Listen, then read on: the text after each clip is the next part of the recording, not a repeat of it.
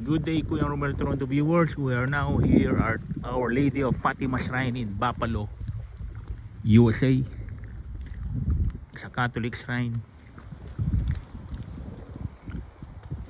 Going to have a quick tour. Welcome to the Fatima Shrine. Daily Mass Monday to Friday 11:30 a.m. to 4 p.m. Saturday 8 a.m. 11:30 and 4 p.m. Sunday 9, 12 and 5 p.m. There you go. See, that's the grotto there.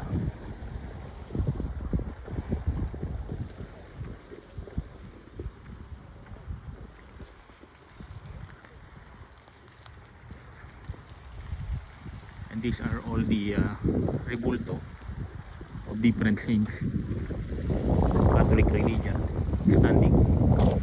You have Saint Lorenzo Ruiz, Padre Pio, and everybody. And this is under renovation, I believe. Look at the doors, enclosed with the wood. Today is Sunday, November 3rd. The time is now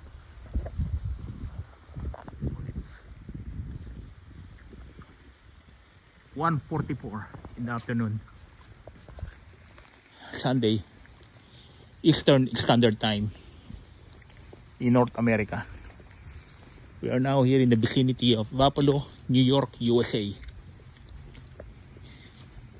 We're going to enter the Our Lady of Fatima Shrine.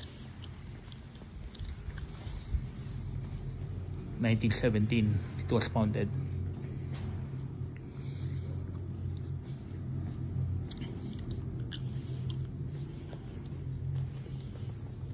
Okay, that's it for today.